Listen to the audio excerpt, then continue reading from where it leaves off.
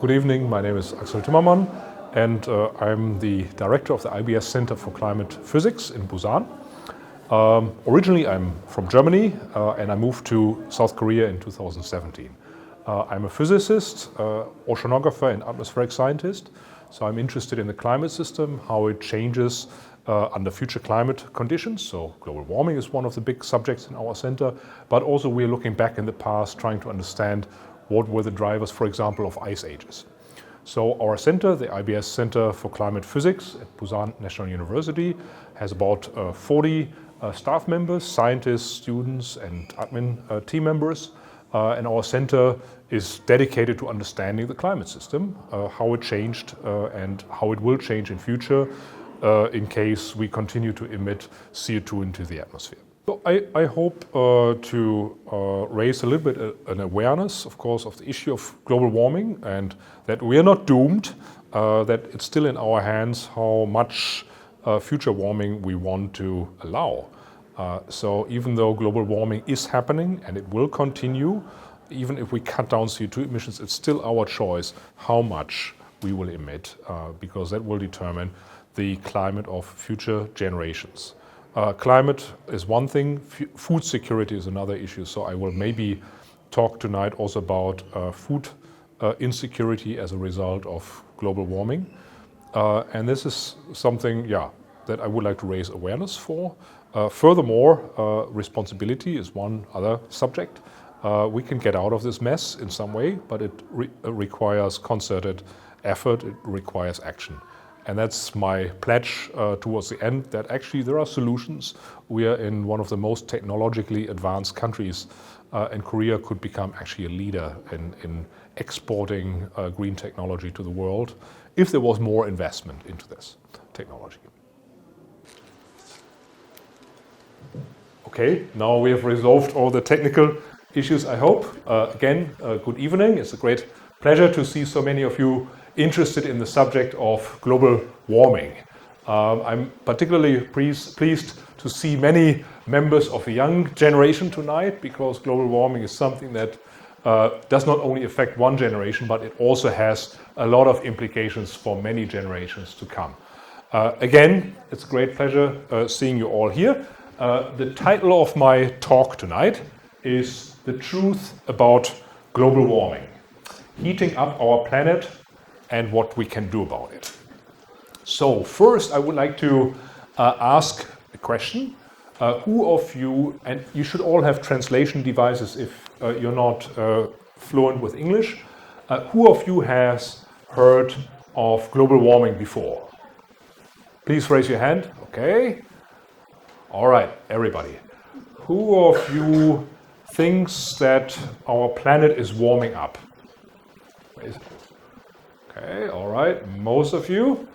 Who thinks that man, us, is responsible for the warming? Any hands? Okay, still most hands, that's very good. Who has heard about ocean acidification? Okay, fewer hands up. Okay, that's good, because I will talk a little bit tonight about the second CO2 problem. So we have one CO2 problem. CO2 gets in the atmosphere, warms up our planet, but also CO2 gets absorbed by the oceans, water. If I breathe into this water, CO2 will enter the water and will create a chemical reaction, and we'll talk about the effect of this chemical reaction on sea life in the ocean. All right, so first of all, I would like to introduce you to the members of our center. So this is our team from the IBS Center for Climate Physics. We are about 40 people. We have scientists, we have graduate students, and we have administrative team members. So our center is interested in climate change, but we are not only looking into the future, but we are also looking into the past. How has the climate changed in the past? And many of you have heard about ice ages. There is a famous movie or series of movies. Who has seen Ice Ages? Or Ice Age? All right, famous also in Korea, very good. So this is a story, of course, about massive climate changes that happened in the past. and we would also like to understand what are the drivers for these climate changes in the past, because that can help us also to understand what will happen in future. Okay, so global warming is something that we deal with, past climate change, but also we will talk tonight about sea level rise. As the oceans are warming up, they're also expanding, and parts of the ice caps in Antarctica and Greenland can start to melt, which also leads to sea level rise, and that can lead to coastal inundation, coastal flooding. Our center also deals with Changma, so the East Asian monsoon, and the overall predictability of the Earth system. What does it mean? Can we predict the climate? Well, we know that predicting the weather is very difficult, right? Our weather forecasts are not very accurate beyond a week. We cannot trust them. Maybe weather forecast for tomorrow is fine, maybe a couple of days, but then they get more and more uncertain. How can we predict the climate even 100 years ahead? And I will talk about this a bit later. So first of all, again, our center in Busan National University, our main goal is just to make breakthrough discoveries in earth science with a focus on climate change. We work on theoretical climate research, so scribbling down some complicated equations. Then we also work on computational climate research, and I will introduce you tonight to Korea's third fastest computer, which is just about 100 meters away from here. And we are very proud that we were able actually to acquire this computer together with the IBS headquarters for climate research and other types of research. We also do field research, and you see here two team members from our center in a cave. So we actually go to the caves and we measure stuff in the caves in Korea. We also have a team member who likes to go on oceanographic research cruises. So there she installs this machine which measures specific characters of water, and we try to understand how climate change also influences the ocean and the ocean circulation. Okay, let's ask a very simple question first. I mentioned already the issue predicting weather is not, well, we can do it for a couple of days, but then it gets very uncertain. However, the climate seems to be something very different. So let's think about the difference between weather and climate. Weather is everything that they talk about on TV, right? They don't make climate forecasts, they make weather forecasts. So climate is something that is actually a result of many, many days and sometimes many, many years of weather data. So weather, thunderstorms, for example, snowstorms, tropical cyclones, all of these phenomena that are very fast in the atmosphere that take about hours to days. That's what we call weather. However, climate is something, we call it average weather conditions in a certain region, but we take into account the fact that we have to average over many years. For example, if we look at ice ages. Ice ages, we're not talking about weather, we are talking about something that lasted for thousands and hundred thousands of years. So this is a clear feature of climate. Then also global warming itself. We are not talking about the weather in 100 years from now, we are talking about climate in 100 years from now. So the long-term changes. Okay, so how does global warming actually work? First of all, let's just start with the sun. Of course, the sun is bright. It's emitting light, and the light hits the Earth's surface. And of course, it will warm up.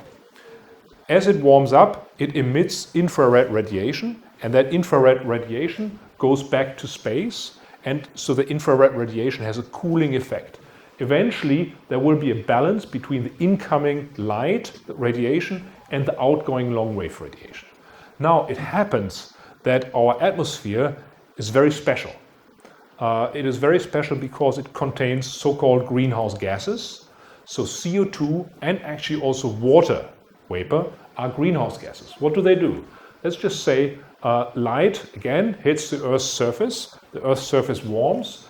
The infrared radiation wants to go out to space, but these molecules, CO2 and water vapor, they prevent this. They reduce the amount of long-wave radiation that can go out to space, which means the long wave, the heat radiation, if you like, is trapped in the atmosphere. That leads to extra warming. And this effect has been around for millions and millions of years on our planet.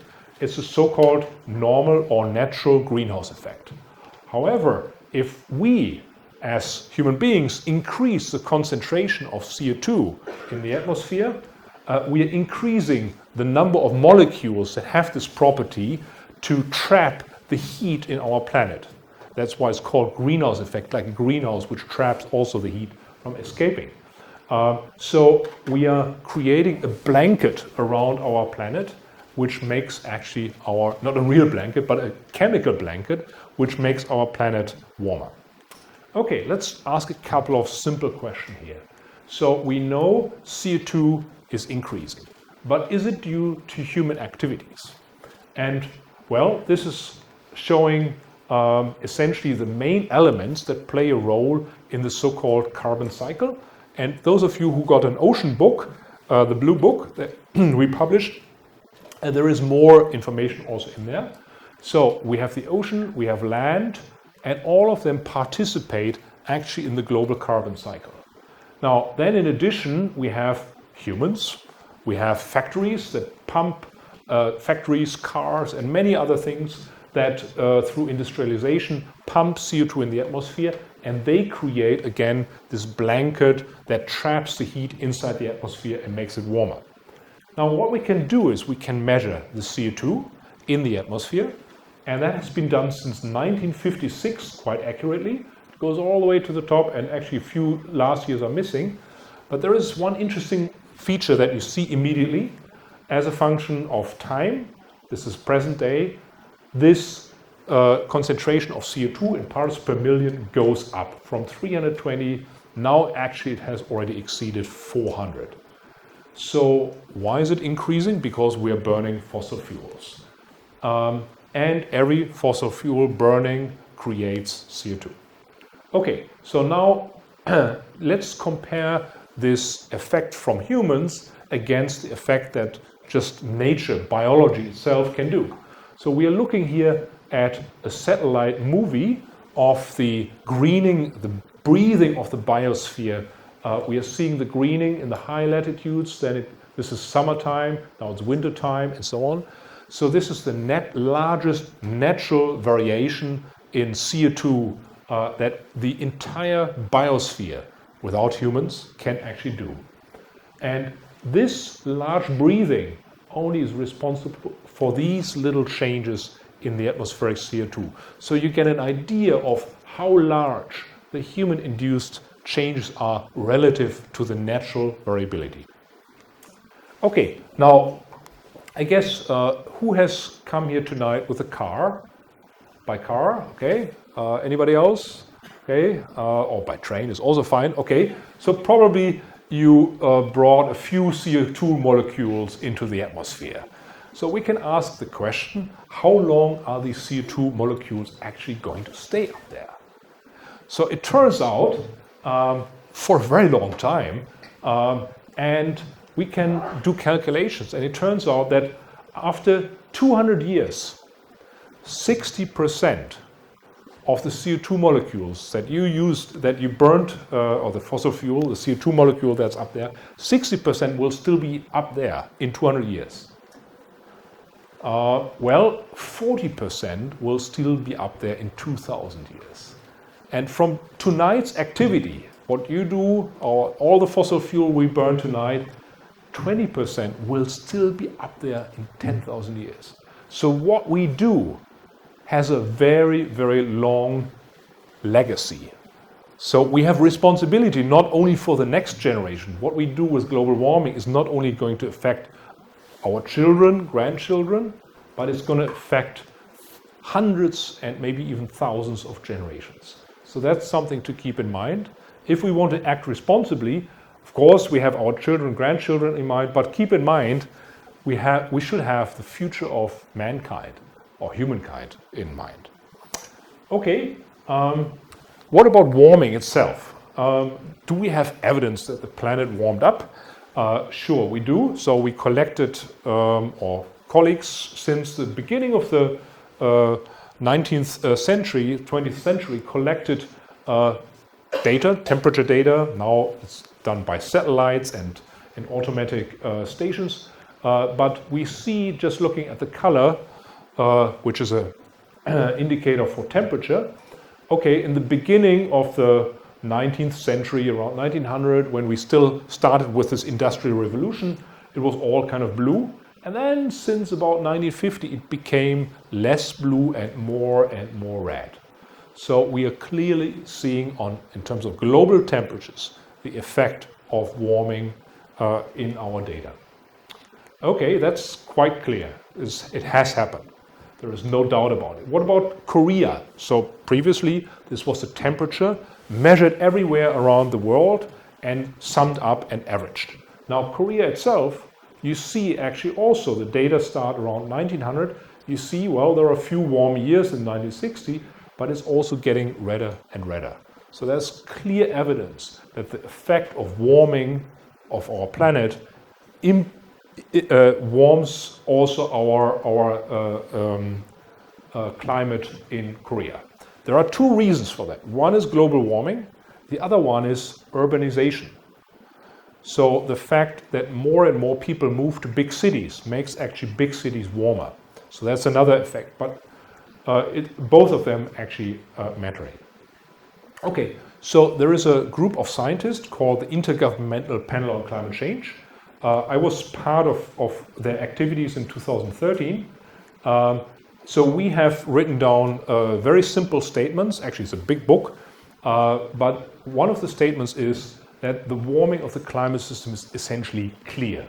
And since the 1950s, we looked at that before, many of the observed changes in our climate system are totally unusual, and we have not seen anything like this for decades, up to thousands of years. So we are really doing something that has not occurred naturally before. Okay, talking about natural changes. Well, it's interesting, we hear very often this argument, well, the sun is a star, of course, and the sun changes its output. In fact, every 11 years, the sun is very strong, and in between it's weaker. You don't feel it because the changes are quite small, but you can see it actually through a telescope. The number of sunspots is an indicator of how strong the sun actually is. So this 11-year sunspot cycle changes the energy that the Earth receives a little bit, tiny little bit, and it changes our climate system, tiny little bit, but not very much. So that's something to keep in mind. It's happening, but the changes that we are seeing in our climate system are in the order of 5 to 10% of the natural changes that we have. Okay, there is another factor. Let's imagine you have a big volcano. Let's just put the volcano somewhere in Indonesia because there are lots of volcanoes. And now we ran a computer model. So we simulate the climate system virtually in a computer. And we will see what happens. So 1815 is the time when the so-called Toba volcano erupted. It was one of the strongest eruptions for the past 1,000 years. Let's see what happens to our climate system. This is when it erupts, and we are seeing this entire thing turns blue, and then after about, well, still blue except for this area, and now after about 2 or 3 years, we're turning back to normal. So what do we learn from that? Volcanoes cool our climate system. Why? Because they emit sulfide aerosols into the atmosphere, creates beautiful sunsets, very romantic, colorful sunsets. It's like Mise Monji, has its beauty, but it does not have beauty everywhere. So this is something to keep in mind. Aerosols in the atmosphere, natural aerosols through volcanoes, but also the aerosols that we bring into the atmosphere, most of them have a cooling effect on our planet. So we can't explain the warming without. Okay, then we have a third contributor. So if we look at the global temperature, okay, it's warming up, we know that. But also, there is a little bit of wiggly stuff there. So the main contributor to these little wiggles in the global mean temperature is El Nino. El Nino is a phenomenon. It's a naturally occurring climate phenomenon. Every about 7 years or so, the eastern equatorial Pacific warms up tremendously, actually by up to 3 degrees Celsius. And this warming also we can see in the global mean surface temperature. And then after this warming occurred, this area cools down again and we are back to normal. This is a natural climate swing, if you like. It's not very regular, but it goes like this. And this is also one of the contributors to global climate. But it's natural, it's not man-made. However, through global warming, man-made global warming, we can also influence this naturally occurring phenomenon. And that's something that one of our colleagues in the center is studying. Okay, now if we take out the sun, little wiggles, El Nino, the volcanoes, what we are left with is this situation. So we are looking at the temperature evolution on our planet over the last 120 years. So we are seeing immediately, well, it's getting redder, redder and redder. So this is the year 2018. And the difference between 2018 minus the climate about 100 years earlier. So what we see is, okay, the polar regions really warm up. The North Pole, all the ice bears will experience a massive warming up there. Sea ice also retreats, but also we see certain areas on land seem to warm faster than the oceans, and we come back to that in a minute. Okay, first of all, again, this is the pattern. If we talk about global warming, very often you think, well, it means everywhere is warming up. No, not necessarily. And it turns out that actually a few areas are actually cooling down. Global warming means that on average, this map is red. Right? If we had as many blue points as red points, there would be no global warming. But we only have a few blue points cooling. Most of it is red. That is what global warming means. So if somebody says, well, we have a location in Brazil where it's cooling, so this is clear evidence global warming does not exist, this is nonsense. From a single location, you cannot infer anything about what the global mean temperature does. Okay, so how much have we actually contributed? So I said it's warming up, there are natural elements on top of it.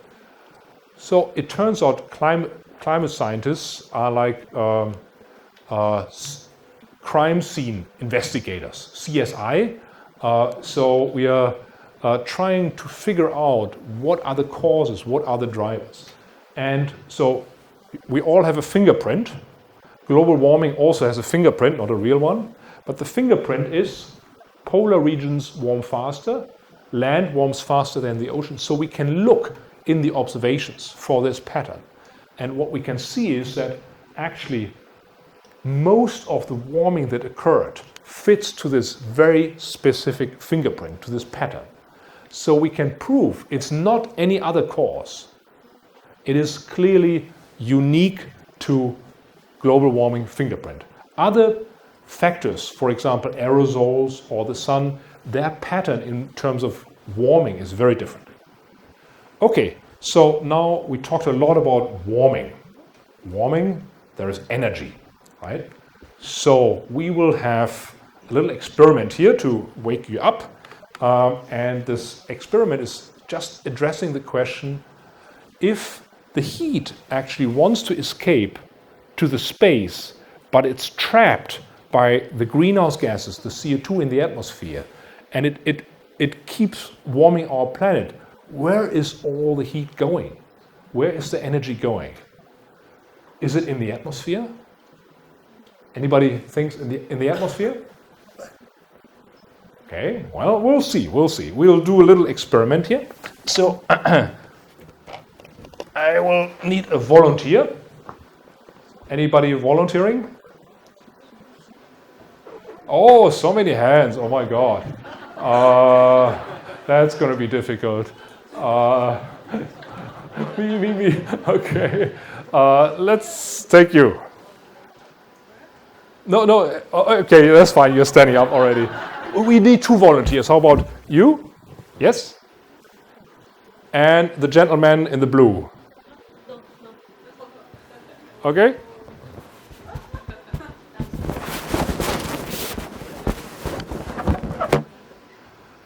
Okay. What's your name? My name is Kim. Okay, great. Welcome.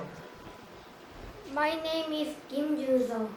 Okay, Kim Yonso. Great pleasure meeting you both. So first experiment is, this is just an air balloon. You know that from your birthday parties maybe? Okay, it's filled with air. Nothing special about it, right? Okay. Somebody can hold it? Who wants to hold it? Far, far away from your body. You want? Okay. All right, so this is global warming. This is just the atmosphere. What is going to happen? Okay, well, we'll see. Hold it far away from you. Okay. Close your eyes. Oh. Okay, so clearly the atmosphere cannot store heat, right? It does not do very well. Okay, thank you very much. And a little applause. Okay, now we have a second experiment. Aha. So what's the second experiment? All right, we will do something else. I hope it works. Also, so this is filled with water, right? So I didn't, you have to hold it very tight. It's kind of heavy, I know, and hold it far away from you. Maybe you can help him also. Can you help him? All right, let's move it here a little bit. Okay, cool. And I will just try to heat it up. No. No boom.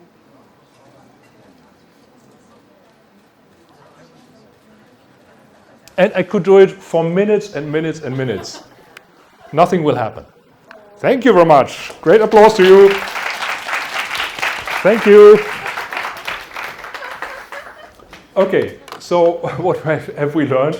Water can absorb a lot of energy. So where's the water? It's in the oceans. So it turns out that 90% of the energy that should radiate out to space, but gets trapped by the greenhouse gases, actually enters the oceans. And these are some of my oceanography colleagues. So they measure the heat, the temperature, and the heat in the ocean, the energy. And it turns out, if you look at this, so the temperature measurement started around 1950 or so, we are seeing clearly the increase of heat in the ocean, and it's massive. The amounts of heat are gigantic.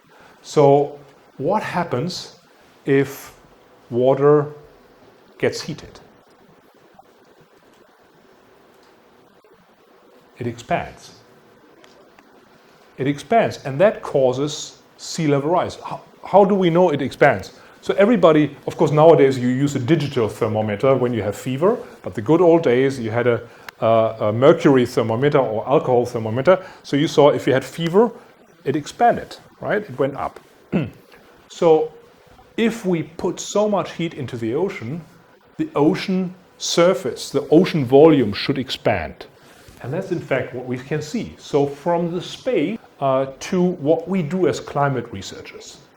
So some of our colleagues, they go to Antarctica, they go to the ocean and measure stuff, or to caves, as we do in our center. But there is another way of understanding the climate system. And it's kind of magic, I would say. So the equations of the climate system, they are equations about how water moves in the ocean, how the atmosphere moves, how radiation goes back and forth in the atmosphere. So these are very complicated equations. They are so complicated that I couldn't solve them by hand. If I were to solve these equations by hand, it would take me about 2 million years to complete the calculations. So I'm not a fast calculator, but we need a fast calculator because we don't have that much time. So these equations, we actually calculate them. We find the solutions on computers. Computers are very powerful. And I just wanted to tell you a little story about my own experience with supercomputers. So when I started my PhD thesis, so graduate student at the University of Hamburg in Germany, Germany just bought the fastest computer at that time. It's a Cray computer. I was very proud that I had access to that machine in 1995 actually, and it was able to do 5 billion calculations per second. That sounds pretty amazing. This thing was like the gold star of computing worldwide. It's as fast as my iPhone nowadays. So that has changed. Then, okay, I was able to start my professorship at the University of Hawaii in Honolulu and was able to get access to the fastest computer. At that time, it was the Earth simulator computer in Yokohama. And it was about 800 times faster than this machine. So we were all very excited, well, could use this. The computer itself is, there is no photo of the entire computer. It's as big as a football stadium. One computer, and it needed so much energy that actually they had their own power station. Okay, big thing, and we did some amazing things. And then, not much later, our center, in collaboration with the IBS headquarters, we purchased Korea's third fastest computer, and 85% of this machine is dedicated for our climate research. And this machine can do 1.5 quintillion calculations per second. So now finally, I don't have to do it all by my hand anymore. We can just have the computer find what's happening. Okay, so I wanted to show you some little movies, animations of the data that come out of the computer. Of course, the data are just 0 and 1s. So we have to make sense out of the 0 and 1s. And before we talk about it, just wanted to give you a little clip of how the computer actually was installed in the IBS headquarters. It came from the company Cray in the United States, and it flew into Incheon. So it arrived here in Incheon and on a truck. So this is our little mascot here, a little penguin. On a truck, it went all the way to, well, there we go. Still not Daejeon. Okay, well, that was Daejeon. And so the trucks arrive actually right outside here where you just came in. And these are special trucks. They have to drive very slowly because the machine is very expensive. And so the whole machine the weighs about, has the same weight as about 10 elephants. So this is one of the managers. So there's a fast forward, bringing everything into the main room, and now they start to install the machine in our supercomputing room.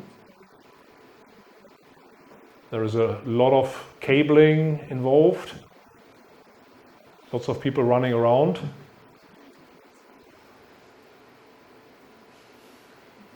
And just remember, this is fast forward. It's not natural speed.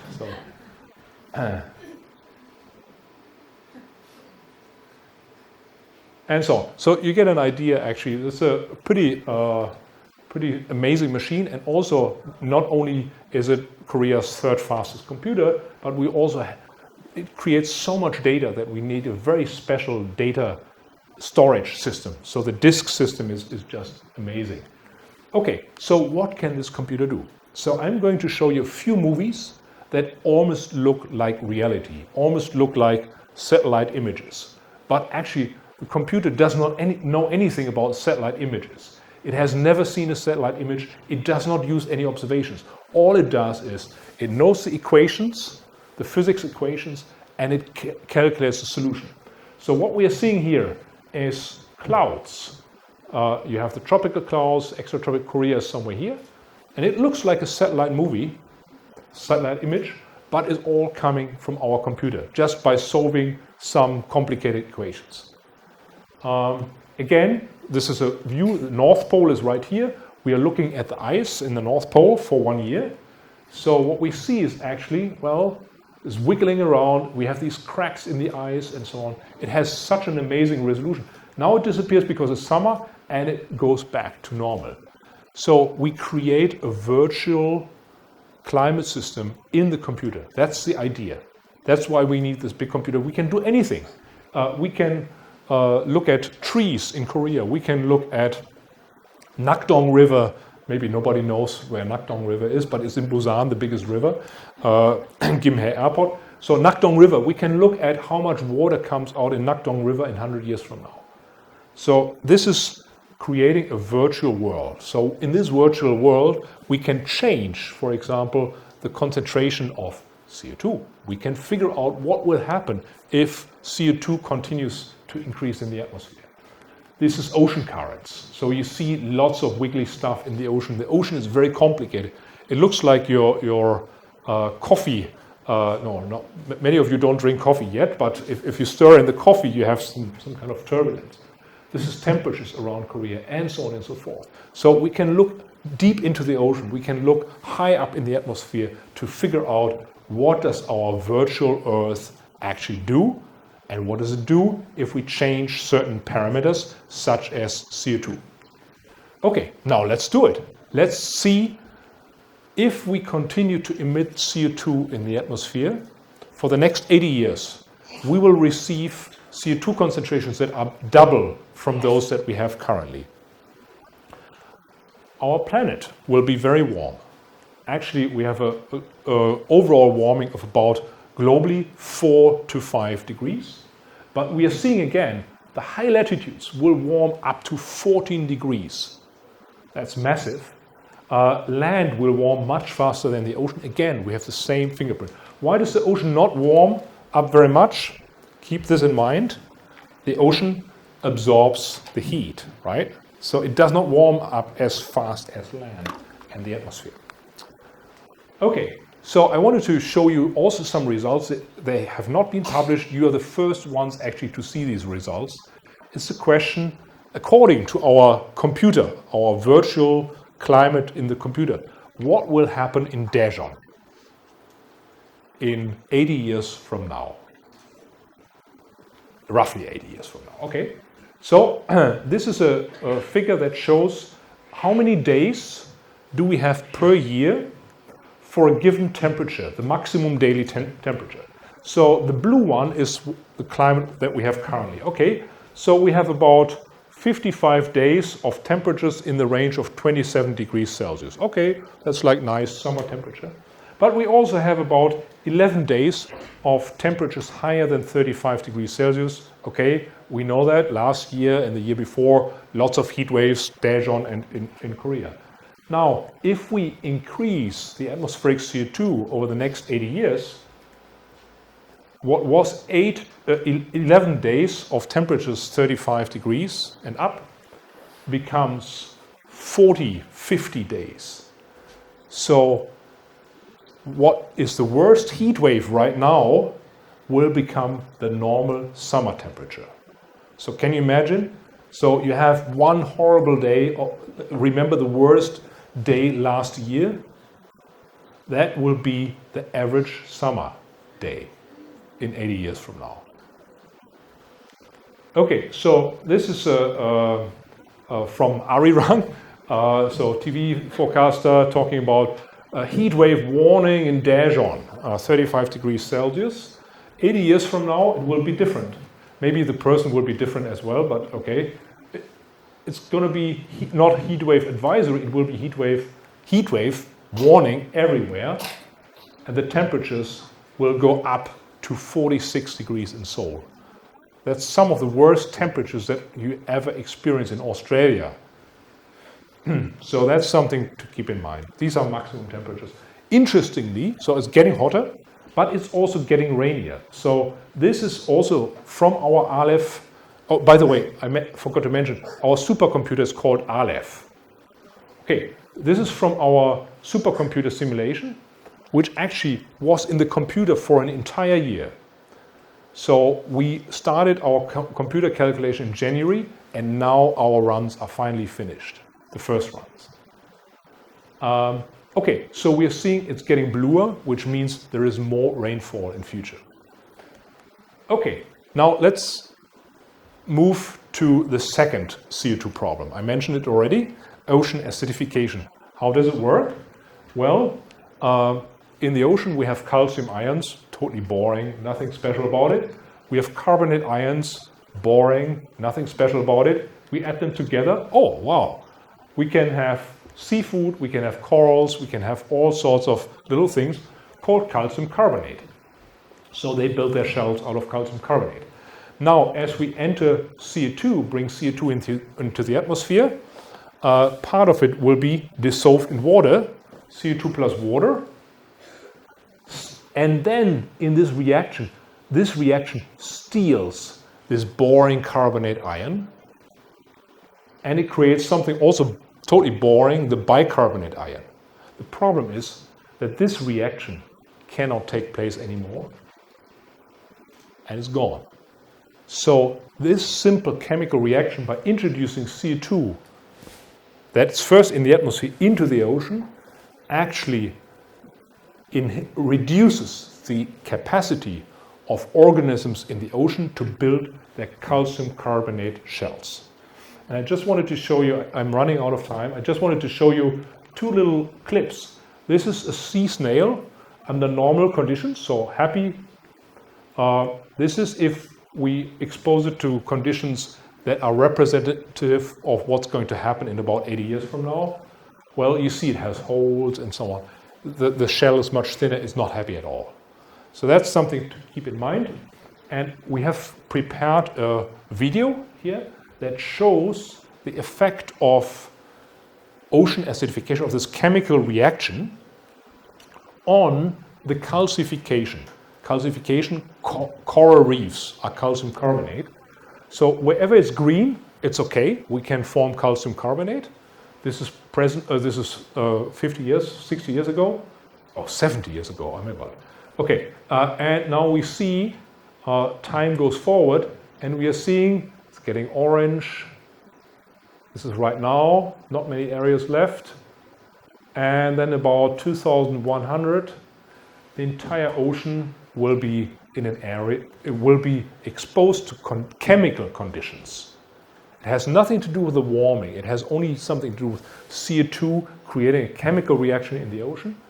That actually means we have very few areas where calcification of a particular type of calcium carbonate, so-called aragonite, is not possible. Okay, let me just give you an outlook here. Some of you have heard about the Paris Agreement. It was a milestone agreement where about 196 countries came together, and most of them, except the United States and Syria and Nicaragua, signed a treaty which essentially reduces CO2 emissions into the future to cut down CO2 globally. And this is when 2015, that was when the Paris Agreement took place. And there was already warming here, we know that, and also the ocean acidity already increased, so drop in pH means more acidic. However, now the question is, are we doomed? Global warming is going to happen in future. Can we change the course of future? Can we change what will happen in future? Do we still have a chance to modify the outcome? And the answer is yes.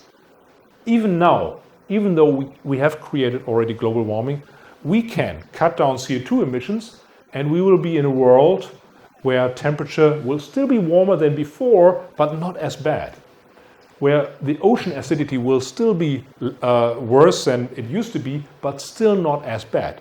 Or as we continue to increase CO2 in the atmosphere, our planet will be one where life in the ocean will be very different, where our planet will warm up dramatically, or is this our choice? So we still, by changing the policies, by changing technologies, by changing our entire economy, we can still determine which pathway we want to take. And keep in mind, whatever we do will stay in the atmosphere for hundreds and thousands of years. So any decision we make right now on the direction, this way or this way, will actually impact humankind for hundreds of generations, if humankind survives that long.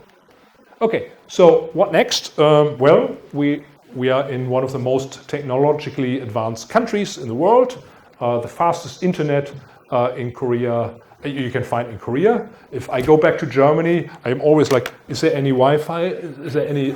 Nothing. So Korea is really amazing in that regard. So this is also a country where new ideas grow very fast.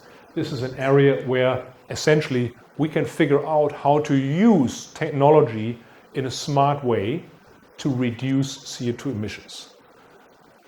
Right now, the way we use energy is stupid. We waste energy all the time. Our houses are not insulated. We are driving cars that are too big to actually make sense, including my own. We are not really using the fact that during daytime we have a very different energy profile than during nighttime, and so on and so forth. By storing energy, by using battery technologies, we can become much smarter and not waste as much energy as currently. So there is a chance here, and I just wanted to say, last word here, reducing CO2 emissions has several effects. One is it can create a green economy where we actually support technological advances that drive down our CO2 emissions. And Germany has benefited from this tremendously. So Germany created a green economy. This is growing much faster than the fossil fuel industry, which is actually dropping. Then, of course, reducing CO2 emissions means great. We are reducing global warming. It also reduces air pollution, misemonji. So much of the misemonji, of course, a large fraction of it comes from China. Okay, we can blame Chinese, but also part of it comes from Korea. And the moment we cut down fossil fuel burning, air pollution will drop dramatically. So this is another problem, but they're connected. And that's interestingly the reason why China is interested in reducing CO2 emissions. They don't care that much about this one, but they care about air pollution. Well, still very bad, but they want to cut it down. And they have figured out it's an economic opportunity. So this whole thing, if you do it right, can become a win-win-win game. Everybody's winning, except for the fossil fuel industry. Okay, with that, I will stop, and I'm happy to take any questions you have. Thank you.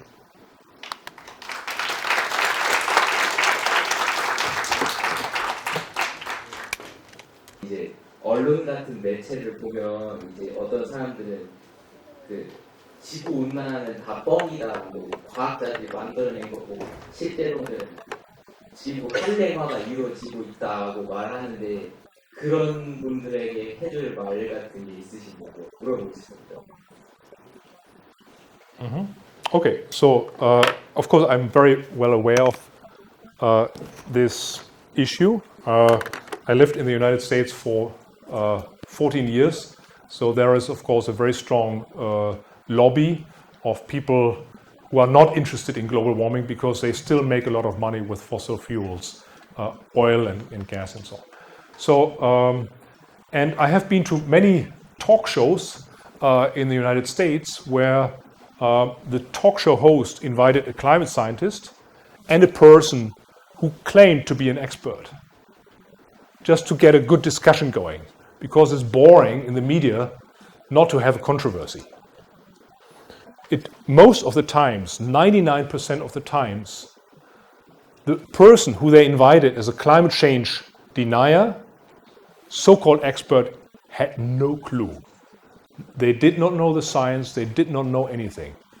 And so the answer to your question is, if somebody says global warming is fake, this is incorrect, this is nonsense, this is perhaps somebody who is either not very well informed, or who is informed by the wrong people, or who is actually having private interests not to admit that there is global warming. So the short story is global warming is all there, scientific data. I mean, I could make more money being a climate change denier. I could get a lot of money from the oil industry. But I'm a scientist.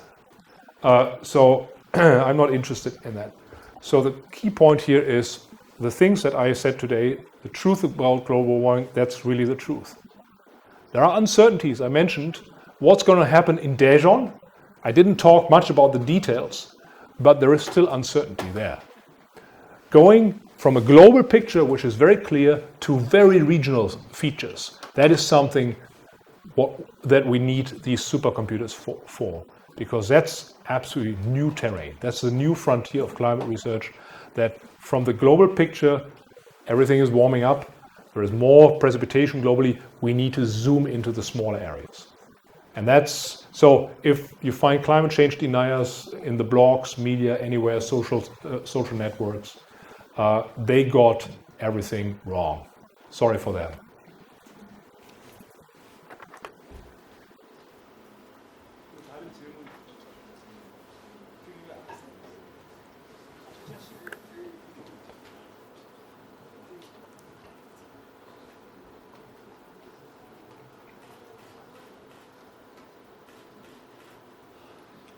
그러면 지구온난화가 지금처럼 심해지면 인류도 멸종할 수 있냐요?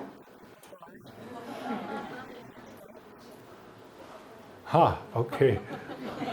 I think this is a very good question. I don't want to be too negative, but let's just say if we don't cut down CO2 emissions, warming will actually impact global food production. People think that global food production will drop by 15% per degree warming. Warming up our planet over the next 100 years, if we don't cut down CO2 emissions, means 3-degree global warming, which comes as 45% reduction in global food supplies. So we will enter an area of massive food insecurity, and that will have a large effect on global populations. It will cause migration, it will cause political unrest, and so on. So that's the societal side. I think we can survive it, but the question is, who is surviving it? And that is where this idea of climate justice becomes important, because what we bring into the atmosphere will mostly affect people in areas such as Africa that have not contributed to global warming very much yet. So we are causing a problem that they will actually suffer from most, even though they're not mainly responsible for it. So that climate injustice is going to be the reason for a lot of political conflicts in future. So unless we cut down, of course. But we will survive as species. We won't survive other things probably, but global warming, I think we can, certain people will survive.